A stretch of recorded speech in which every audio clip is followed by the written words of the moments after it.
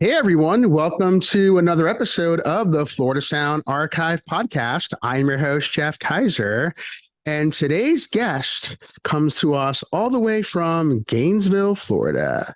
And she is most known for bands such as Mutley Chix, one of my personal favorites, Shitkicker, Ovarydose, Half-Crocked, the Howleez, Piss Test, and a lot more. We have here Debra Fetzer. Debra, welcome into the Florida Sun Archive. Howdy. Howdy, how are Thanks for you? having me. I'm good. Thanks for having me. I'm excited to have you on the podcast because I recently had Jeff Hodap, as you know, and Yeah. I know that you are a longtime Roach Motel fan. You were at one of their earliest gigs, right? Oh, absolutely. They are definitely the band that changed my life. And I say that because I'm still playing. And literally, when I saw them, the light bulb going off in the head and changed my life for being able to play music. Wow. Just seeing them and realizing, for number one, they were so fun. They were so much fun. They had the best sense of humor, and mainly just realizing that they weren't that good. So that meant like anybody could do it, and it made me want to do it myself, and play music, which had never occurred unless up to then it felt like you had to be a virtuoso to play music. So it was awesome. I love those guys, and definitely the sense of humor that they had is the best. Like, you can't take yourself too seriously. Sure. What was it like being a girl going to a punk rock show in that period? It was great. It was fun. I had never had any problems that I remember now. I mean, I loved it. We were lucky in that sense because everybody was really helpful to help us once we decided we wanted to start playing music, by lending us equipment and showing us how to play. Jeff Hodap taught me how to play More Beer, which we covered for years, which is only like 3 chords. So. But one of the finest Roach Motel songs, though. Absolutely. Absolutely. I still write about beer. So, there's something pretty influential stuff. What's your favorite beer? Right now it's Miller High Life. Okay. I don't drink good beer. So I drink a lot. I just drink a lot of cheap beer. Hence the Roach Motel still. Right. Now you're not originally from Gainesville. You're. I remember we were chatting before the podcast, and you had moved around quite a bit. So where are you originally from? Well, my dad was in the military. He was in the Air Force. So I was born in England and I grew up in Italy. Came back to the States where I lived in South Carolina for a brief time. That was a big culture turn there. And then moved to Florida. Went to high school down in South Florida, Cardinal Gibbons, and moved up here to go to college. And so I consider myself a Floridian really now, Gainesvillian. Sure. Yeah. Did you ever experience any local music in South Florida before you went to UF? We used in high school, we would go down to the strip and sneak into the Button, and because we were definitely underaged, mainly only got to see cover bands. There was this band named Twist that used to play at the Button, and they were cover. It was like during the new wave days, right? I never saw Charlie Pickett or anybody down there. Or we would go to the New Wave Lounge on the weekends if we could get out.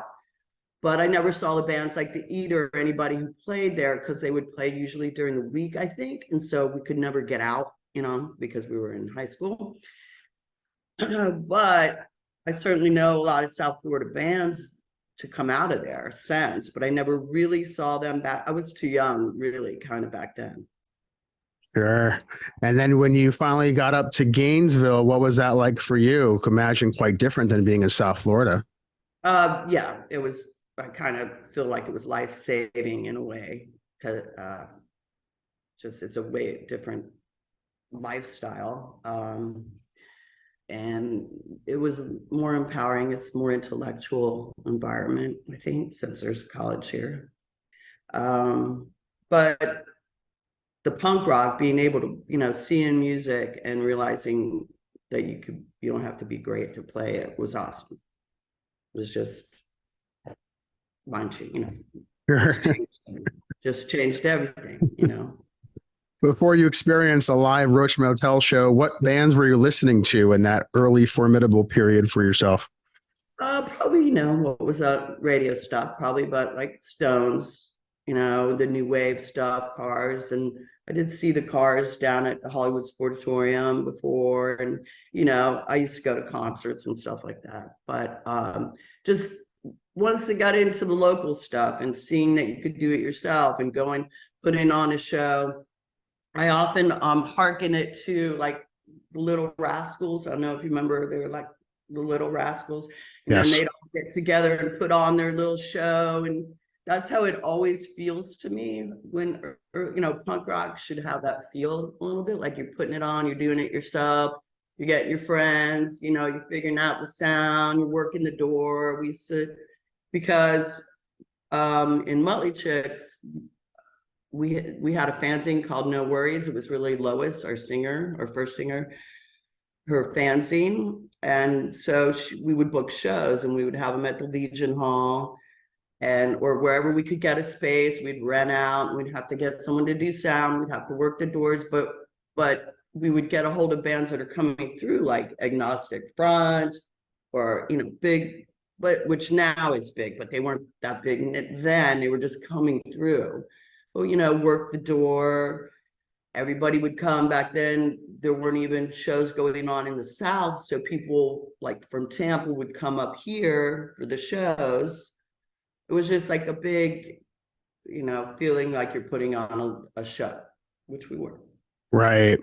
And back in that time period, clearly the Mutley Chix weren't the first all-female punk band, but thinking about that period in Gainesville, were there any other all-female punk bands that were around at that time or that predated the Mutley Chix? Not predated. Actually, this lady named Nancy Luca I think she had a band called The Cows, if I'm not mistaken. If I'm getting this right. And they think they were all girls, but very soon after us, Cindy Brady's List they were kind of like our sister band, and all good friends also who were around at the same time as we were for a long time. I do remember hearing about them, and I loved their band name. It was quite clever. Isn't it great? It is great. Yeah. And having opened up for a lot of those bands that later on became household names in punk and hardcore, like Agnostic Front, the Circle Jerks, and a slew of others, did you have any personal favorites that come to mind when you think back in your memory?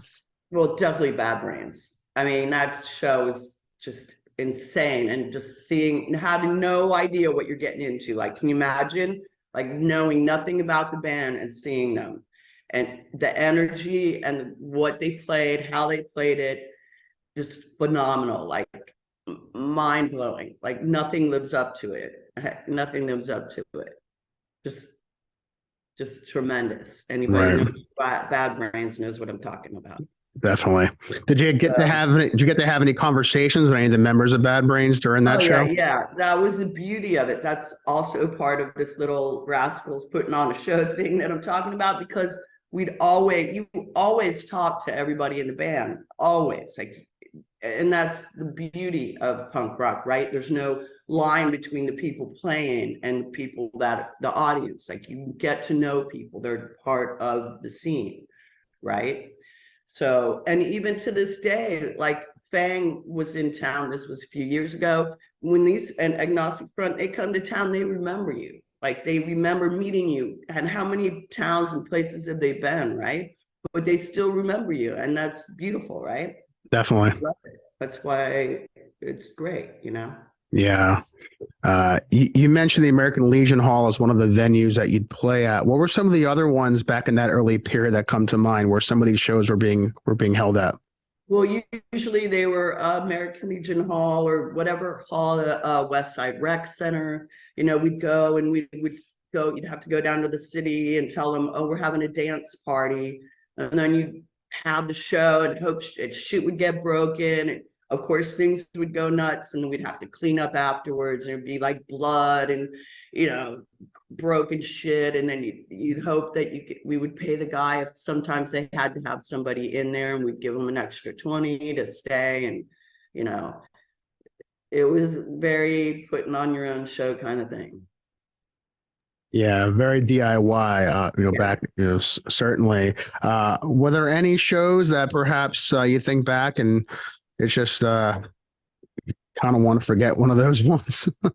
I don't know if most of them I more want to remember, like the beauty of it all. But I remember one, it was either, I'm not sure who it was. It was at the American Legion, and there was like a circle pit, of course. So there's like a circle of crazy people going around like that. And then Troy got the American flag and he picks it up because it's on the side of the stage because it's American Legion Hall. And then he's like, going around in the pit, there's the American flag. And of course we're in charge and we're like, fuck, the flag, like, whoa, but what are we gonna do? Go make them give it back? We had to just wait and see what happened. Luckily nothing bad happened, but it was funny, but it's a beautiful memory. Yeah, definitely sounds like that was a memorable memorable night for sure. And you think back to some of these shows that you went to and a lot of the people that helped to put them on. Who were some of those people that helped to kind of bring these bands in at that time? Because a lot of those bands were quite national, or maybe they were just more well known. They were touring more of the US at that time. Yeah, they were touring, but they weren't that known at the time. I guess mainly, well, as I recall, we had the fanzine, so through that Lois would find out, I don't know how they were coming through. We'd get a hold of them, and then we had friends who could run the sound, Mike Murphy and Greg Seaton.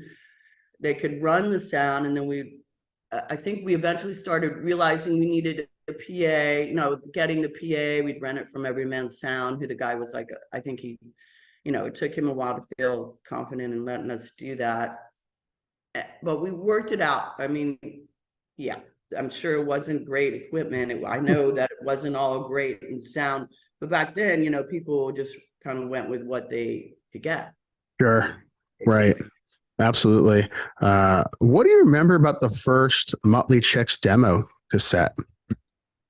We recorded it with Greg and Mike, the same guys who ran sound, in their house. He had a 4-track, and it was first time we definitely had ever recorded, and it was great and fun. And we didn't know what we were doing, but it was awesome. Did you have anybody who you were kind of surrounding yourself with that may have been in other bands that was helping to give you some tips or suggestions along the way, or was it totally just winging it? We were winging it, but those guys, of course, were in bands, and like the Doldrums were in everybody we were friends with were in bands. So their music, obviously, the scene and their music helped us, but we still definitely didn't know really what we were doing. But we had fun trying. I think the Doldrums, if I'm not mistaken, I think their 7-inch was the first one ever released on No Idea Records. That's correct. And Mutley Chix is the second, as I like to point out. There you go.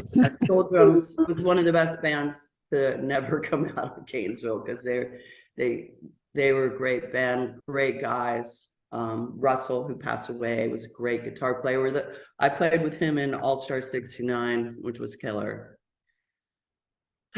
Yeah, I got a chance to catch some video that was available from All Star 69 on YouTube, because there really wasn't a lot out there. So but yeah, so the Doldrums was definitely that first band to come out of No Idea. What do you remember about the early period of No Idea Records?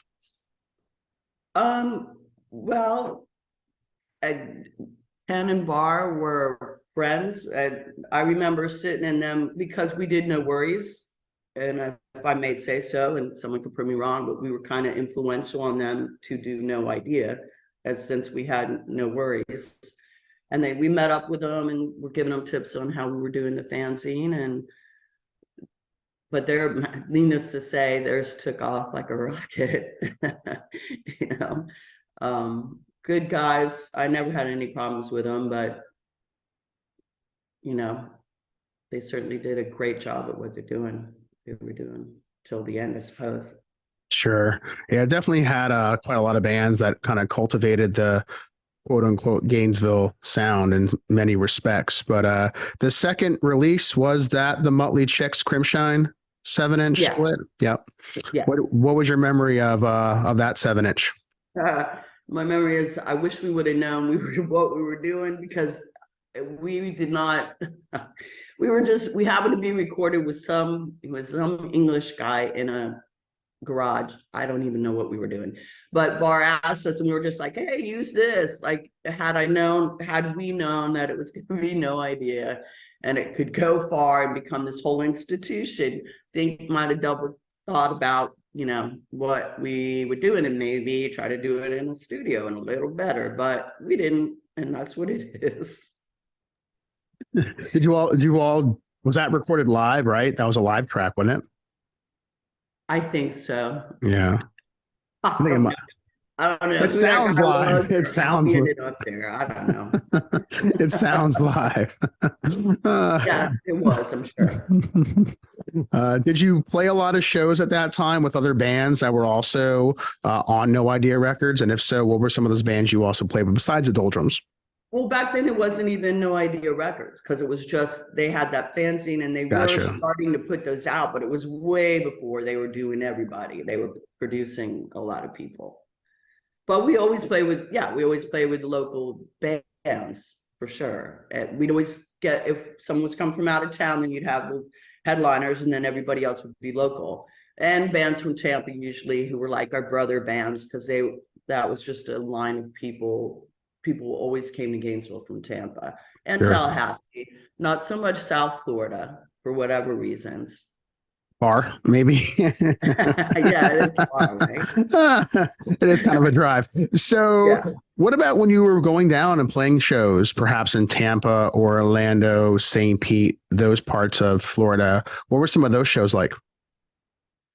Oh, we always had a good time in Tampa. Tampa has always been a good place to play for any bands I've been in. They're always very open, even though like a little more metal, I would say, but very open-minded to different kinds of music, a little bit more than a lot of places, I think. Strangely, I know that they get a bad rap or whatever, Tampa, but I love it there.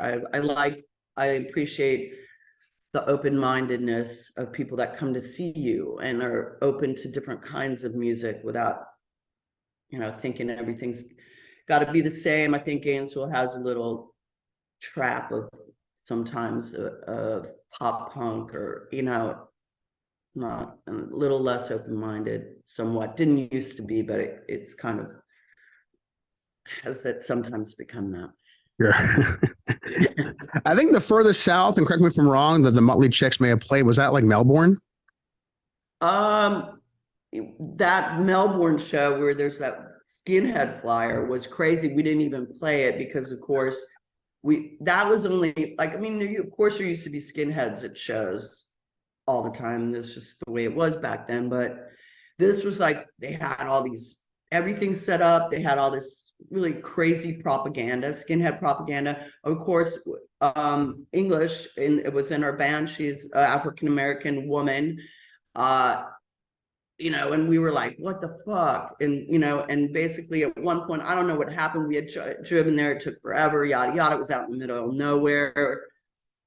And I just remember we were like, fuck this, all this propaganda bullshit. And she took they had like all these crazy sayings that written down on cardboard and like ripped it up, and we just left because we realized it was like way, and usually, as I say, there's skinheads at the show. It's not like they're there for the music usually, and they're not pushing their ideas.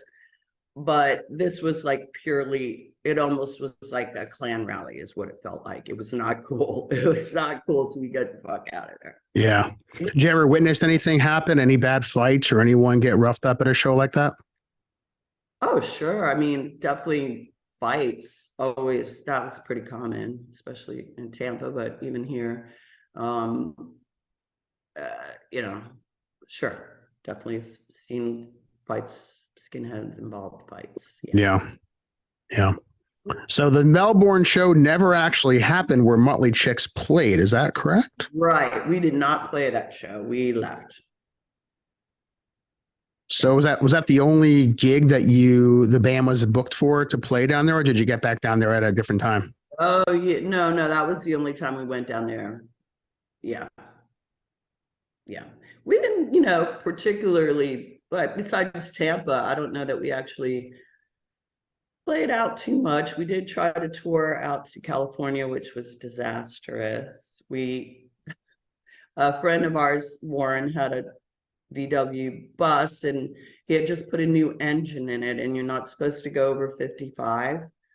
And of course, you're going to go across the country. We convinced him to do it. We went over 55. Basically, we got towed all the way across the states because the van kept breaking down.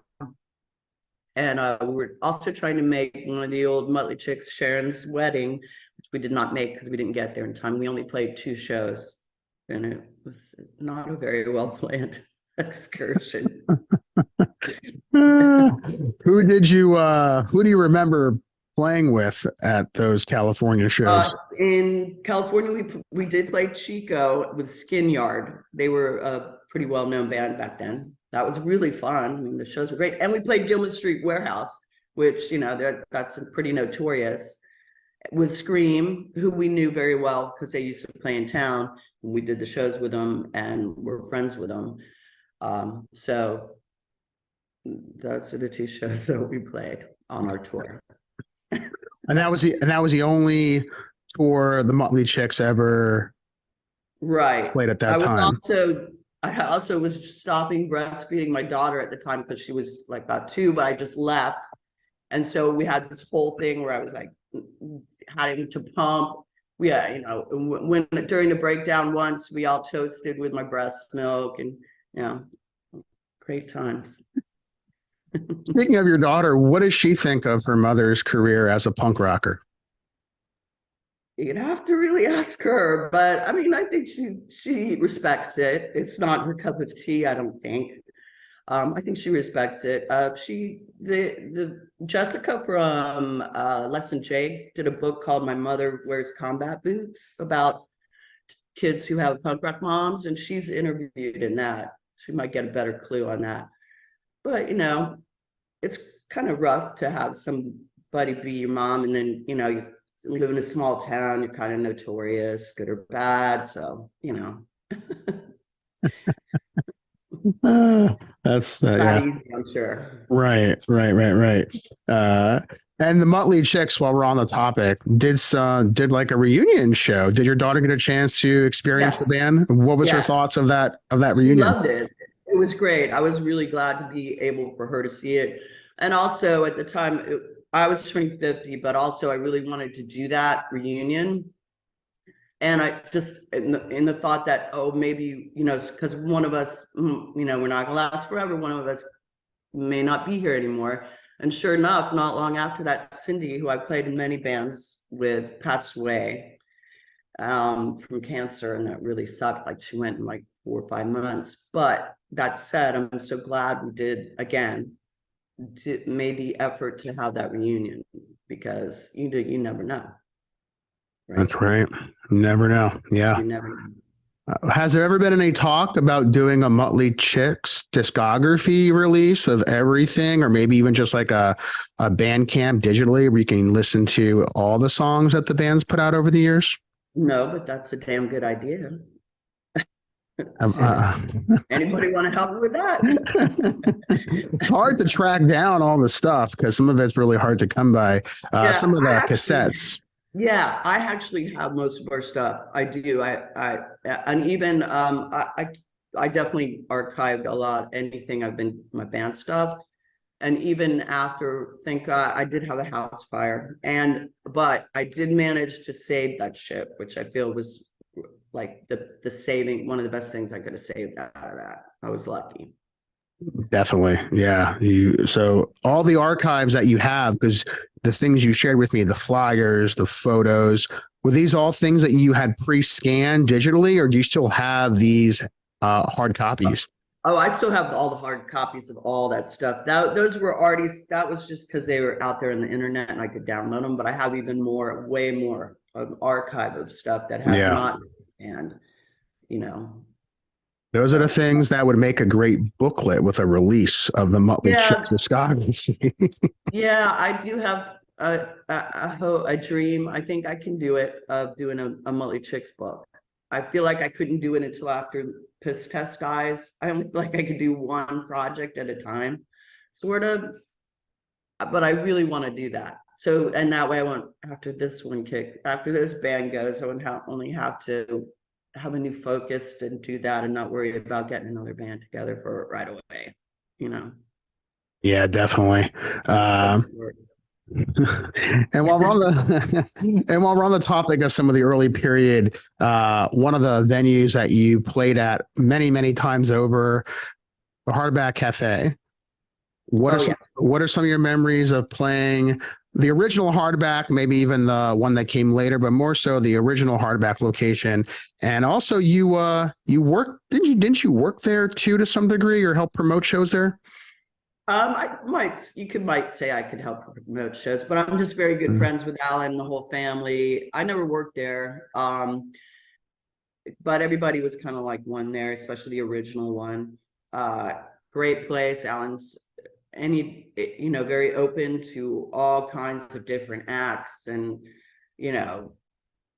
plays, not just music, but weird shit that people do. Like once they had a crucifixion. I didn't go to that, but that was notorious. Some reenactment of the crucifixion with a bunch of people. I'd say the craziest show I saw at Hardback, well, a memorable one, was when the guy from Into Barbie shaved his pubes on stage. That was big, a big moment in history. It was a great place. Alan's great. He's had like 2 or 3 other hardbacks. He's looking right now. The last one went under for various reasons, but I think he's still going to be opening it up again as soon as he finds the right spot. It's always great. It always encourages anybody who is trying to do whatever they're trying to do art-wise, to have a place to be able to go and do it, which is great. Yeah. Who were some of your favorite bands at that time to see play the Hardback that were also from Gainesville, or maybe other bands that were just from Florida that made their way up north to play a show? Well, I mean, I always support almost everyone. I'm open to everybody. Certainly like Into Barbie, Claire Mel. Back then, Ovarydose was the band I was playing in mostly. Chix played there, like, I think maybe our last year or two, because most of our shows were before the Hardback. Whatever bands were playing, Radon, Claire Mel, whoever was around then, and played, because we always pretty much supported everybody. Always tried to. I still try to, right? Sure. Even being older, I still go out and try to go out and see bands and support them. I'm sure, as being around as long as you have, you've seen a revolving door of bands come through. Have there been any bands that have come after the Mutley Chix that were all female from Gainesville? Oh yeah, I'm sure. I know, like Van Bilderass.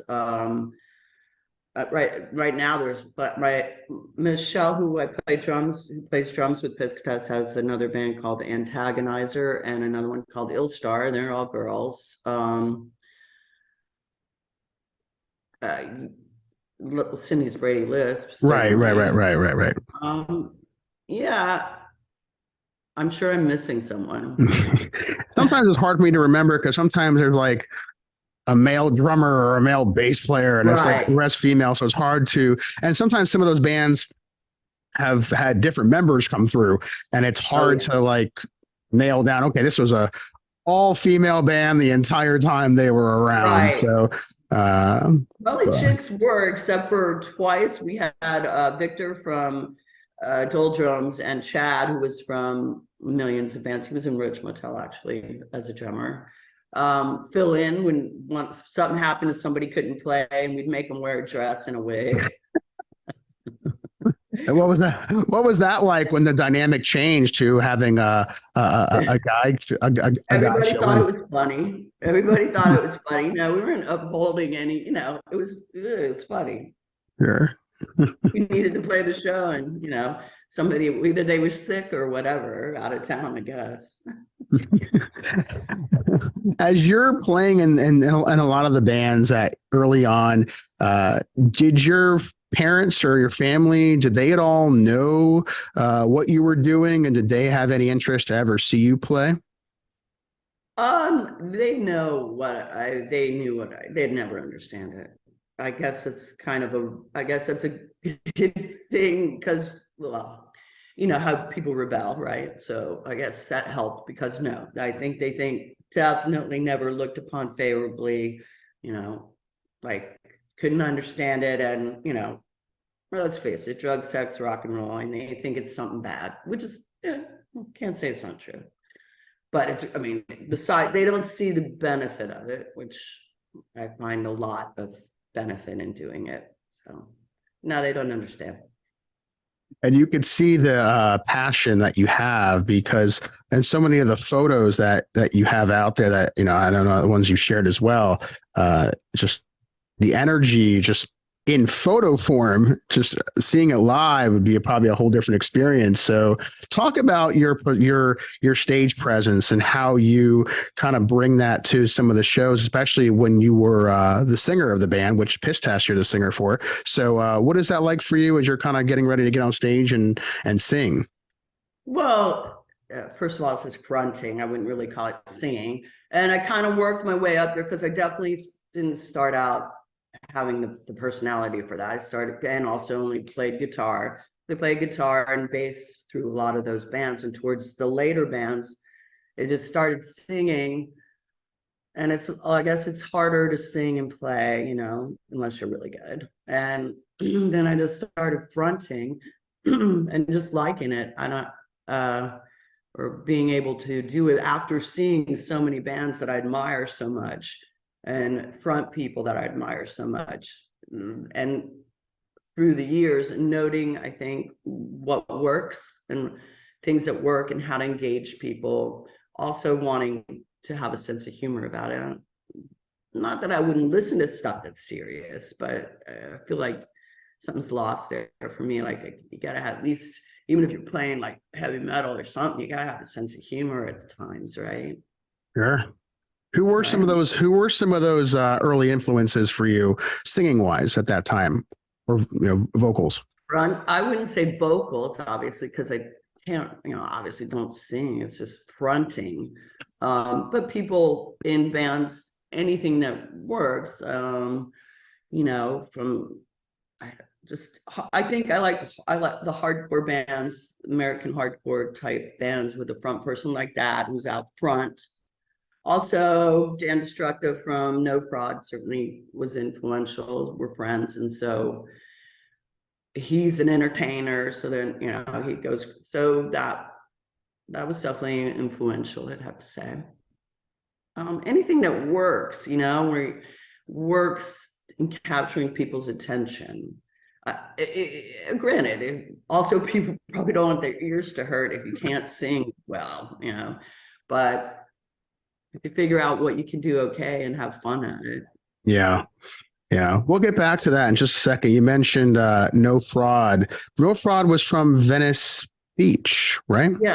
Yes, absolutely. Did you ever get a chance to see them play? And if so, what were those shows like? Many times. Great. I don't know. I recommend, they're still out there trying to do it right now. Number one, crazy, always, Dan Destructo's a really entertaining frontman. And their music's great. It's thrash. So if you like thrash, you would love them. They're good. They're really good. I always was wondering because I have a live record they put out that was from their early 80s, mid 80s period. So did you get a chance to see them way back when they were first starting out as well? Yes. We played with them before, I think, back then, or they would come up here. Absolutely. he'd be a great guest for you to have on. Would love to. Has a lot to say. So, and a rich history of punk. I think, they're a great band. They're a great band. Get us connected, Deb, and he'll be a guest. I will easily do that. I will easily do that. Appreciate that. So getting back to your stage presence and what have you, one of the things that you are known for is your high kicks. So how did you learn how to high kick the way that you do? Because it's very, it's intense. I don't know. Well, I don't know. It's a shtick, So again, like entertaining, it's a shtick. I just started doing it really towards the end here. I haven't didn't do it. I used to be able to do cartwheels, not on stage, but I can't after injuries and stuff. I guess that after not being able to do that, so I just turned to high kicks as like a exclamation. It's a shtick. Did a kick ever go wrong where you accidentally did kick somebody? I've come close to people's face because I'll do it on the dance floor too. I do it. It just, it's an accent also. It's an accent in time, so to speak. I've come close to people's face, but pretty good at realizing how far I can go with it.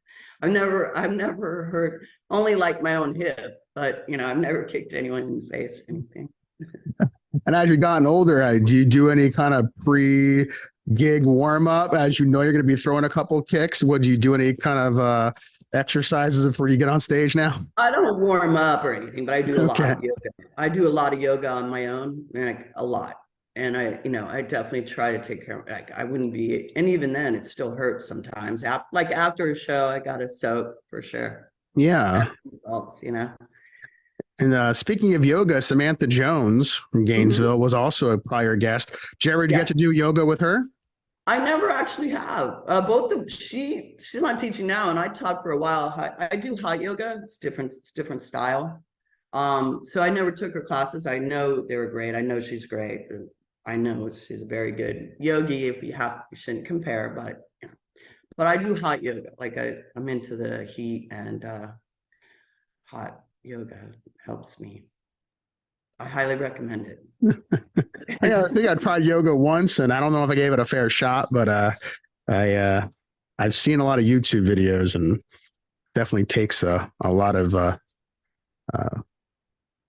guess skill or strength. It takes endurance. It takes endurance, which is why I do it. So when I do play, I have stamina because fucking 60.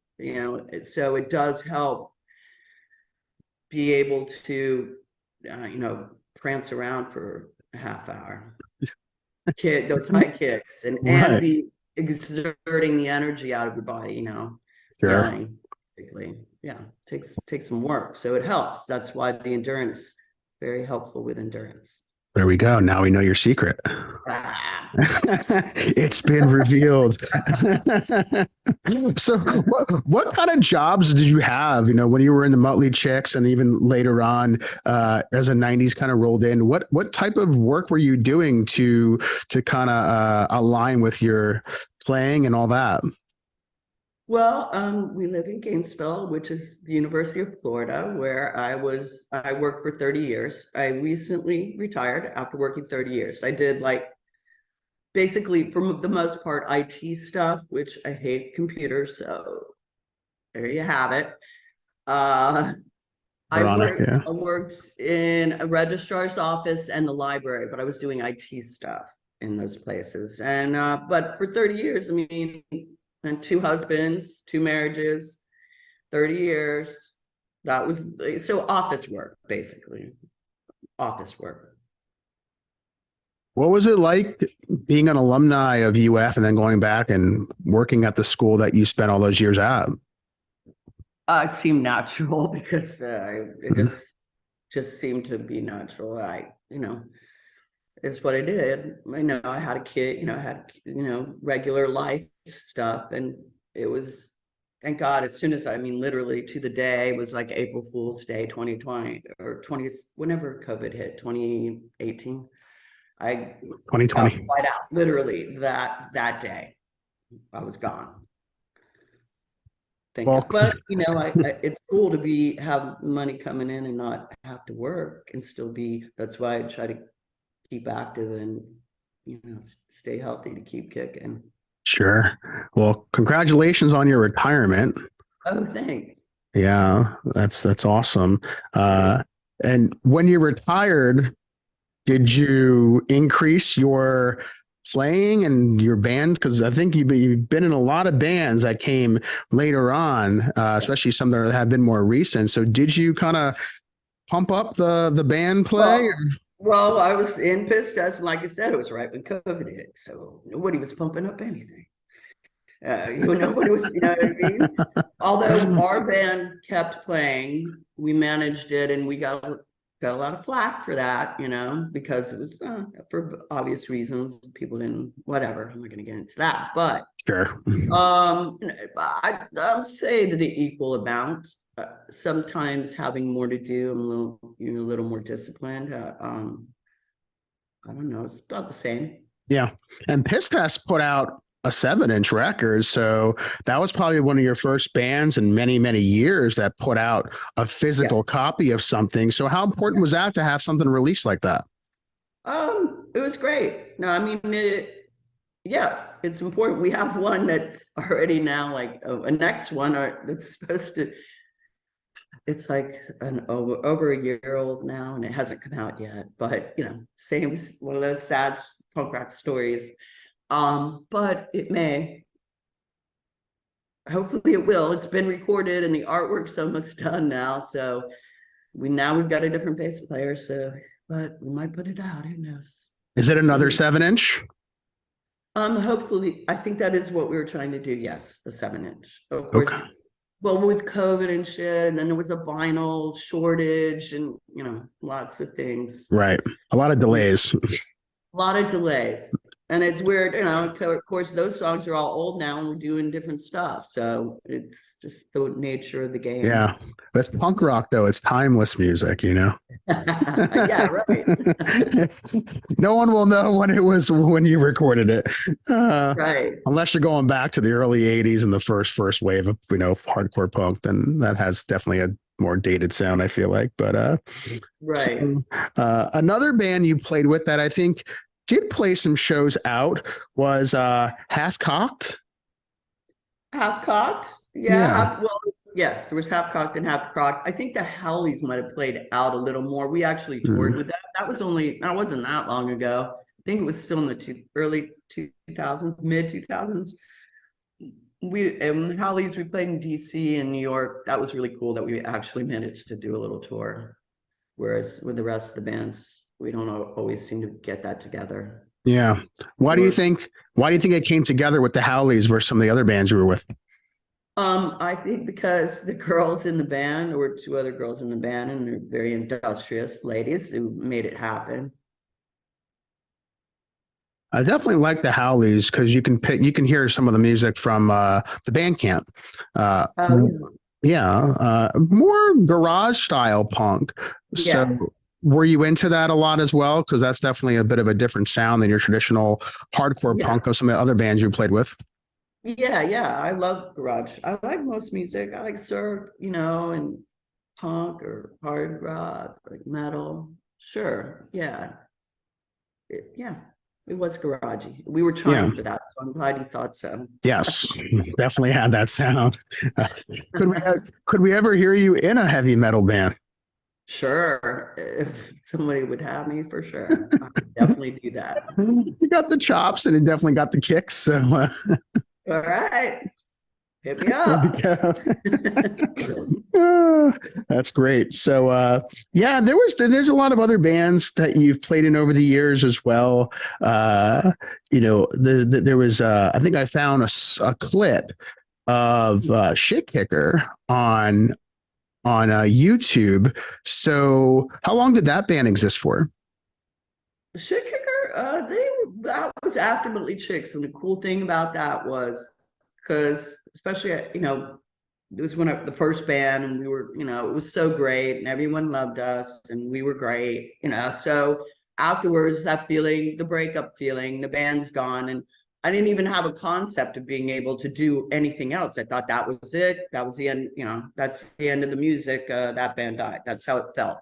And Eddie Ray, who was in Shitkicker, asked me to play bass, which up to then I was playing guitar. So he, gave me the opportunity to do something else, which for some reason I just, in my head at the time, I just couldn't even imagine. So it really helped. And Bethany, who used to drum for Mutley Chix, was in Shitkicker. So that helped, having a sister there, and it was great. So it was very helpful to realize that it wasn't the end of the music career, so to speak. Yeah. No, because there was 10 bands that came after. So right. But at the time, and I still feel that way whenever a band, I'm never one to leave a band. I always want to drag it out forever. Much more loyal to bands than probably, marriages or whatever. I just always want the band to keep going. Yeah. Probably way too much when they need to get put down.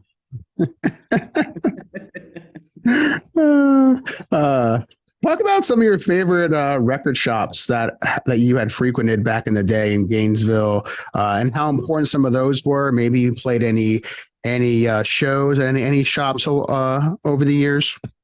Probably Hide and Zeke's definitely was a local one where just everybody worked there, always went there, was there forever. The guys that ran it were super cool and awesome.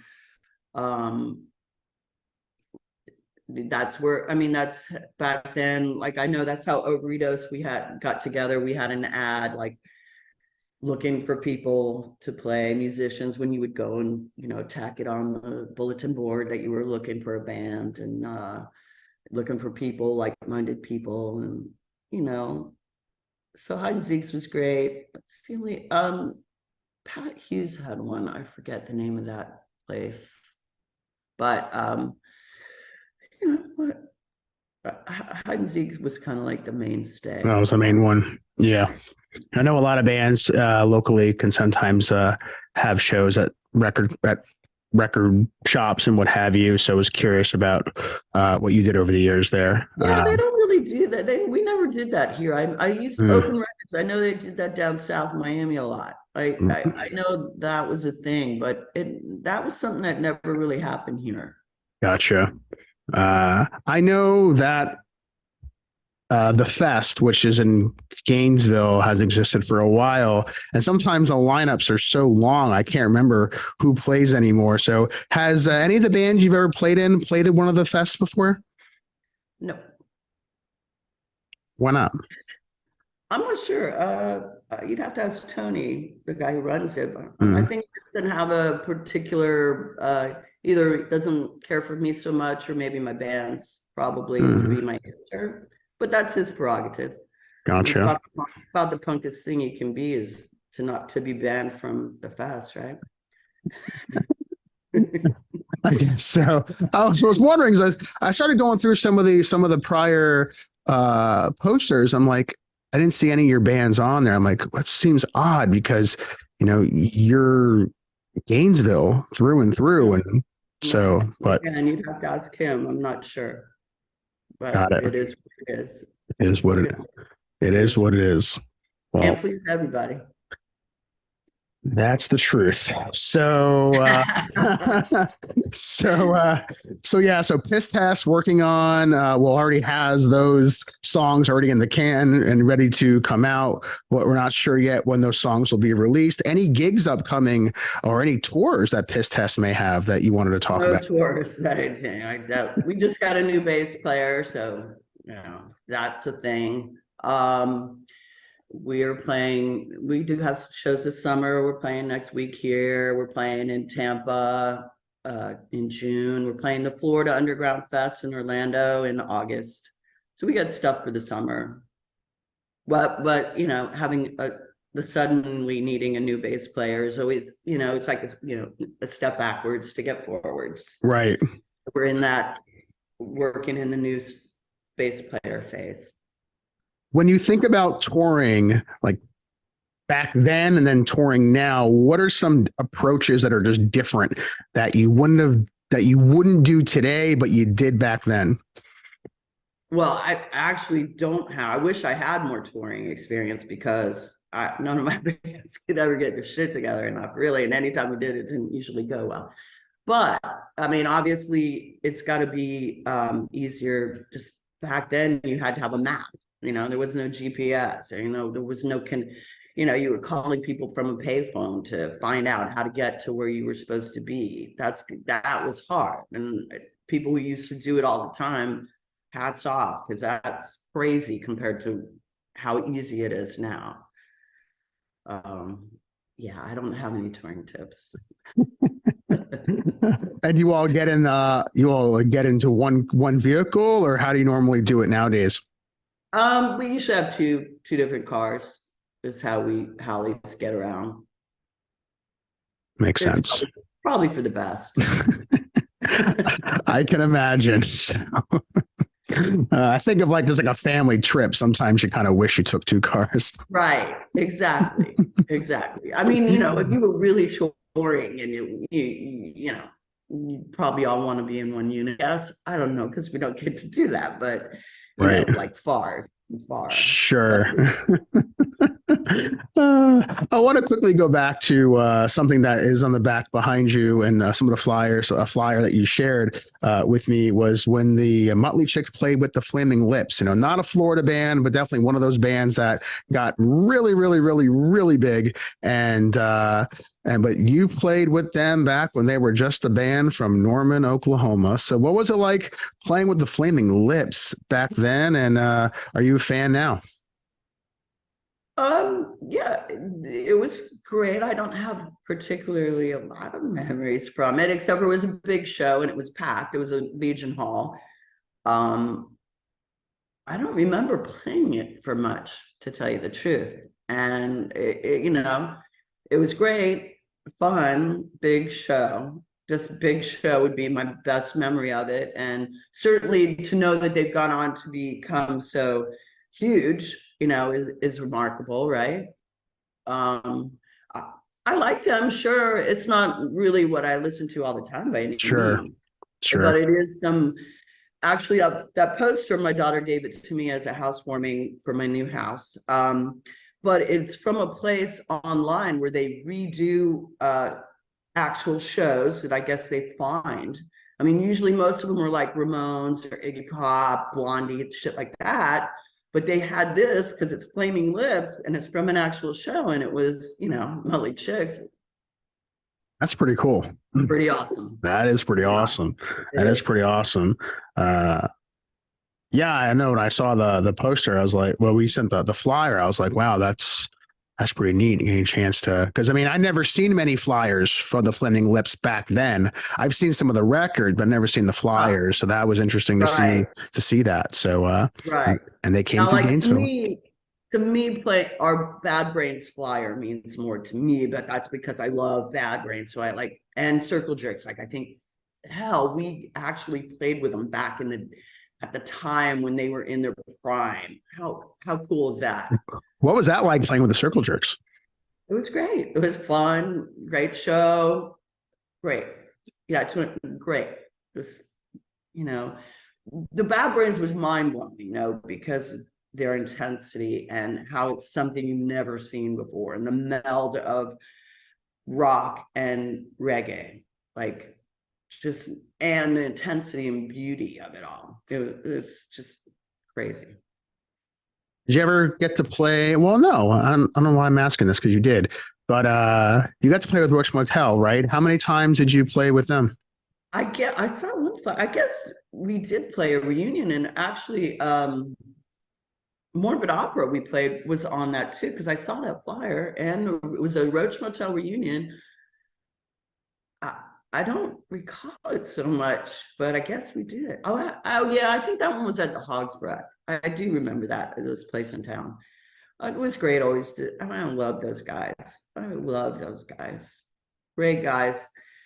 Crazy story of band. Like, and poor Rob passed away. I mean, Bob Fetz passed Right. away, sadly.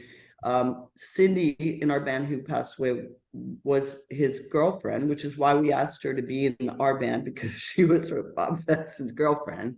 So that made sense to have her in our band, Mutley Chix, because we didn't know anyone else. And that seemed logical. And we went up and saw him when he was in this home, not too far from here, out in the middle of nowhere.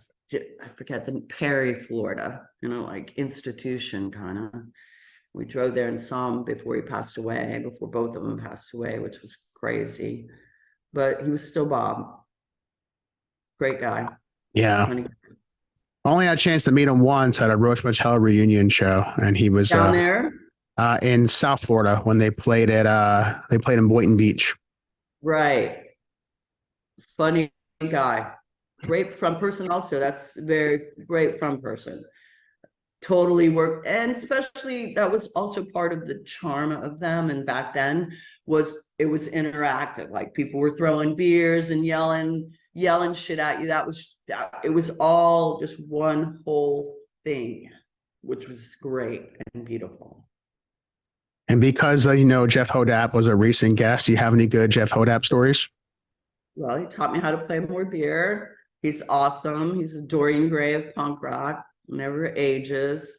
Great guy, great guitar player, truly a good guitar player. Love him.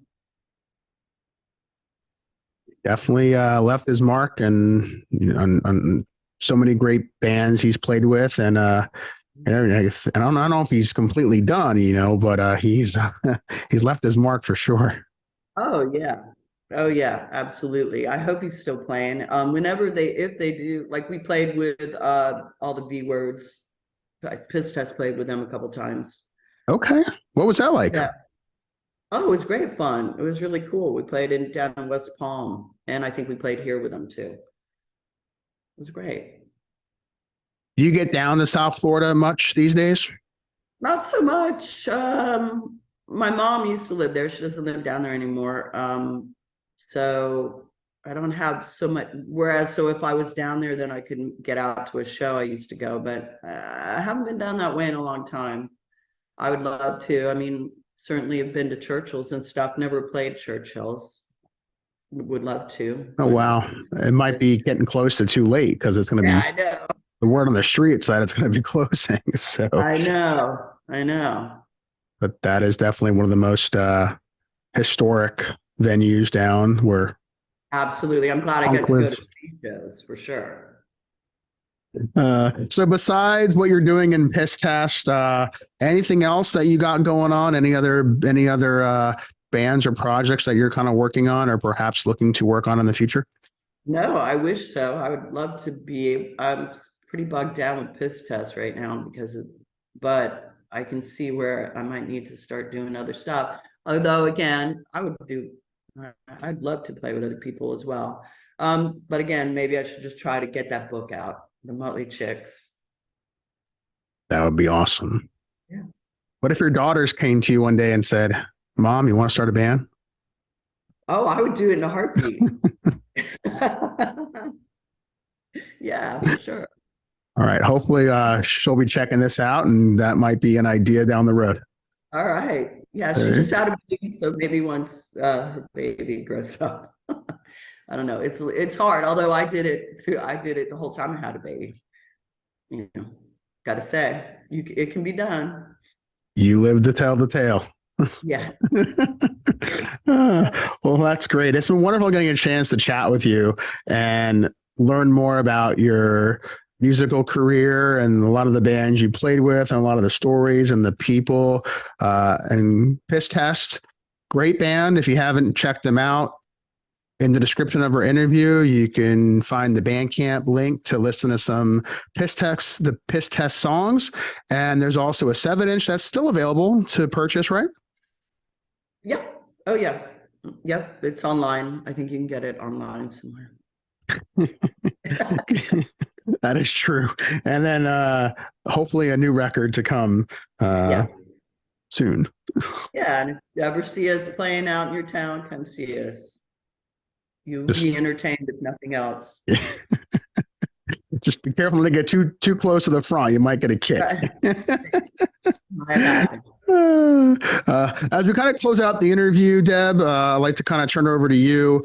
Any closing remarks you'd like to share to supporters of yours, fans of the bands you played in? Any last comments? I'll go ahead and turn it over to you to close out the interview. Okay, well, Jeff, thanks a lot for having me. I'm honored. And thanks to anybody who's ever listened to any kind of music I'm playing and, you know, giving me second chances, which I know I've deserved a lot, may or may not have deserved a lot of. So I thank people for being kind-hearted and interested in what I do. That's really cool and appreciative. Really dig it. And I love the punk rock scene and everybody. So, you know, I appreciate you keeping it alive and giving people out there the ability to learn about it, the history. It's good.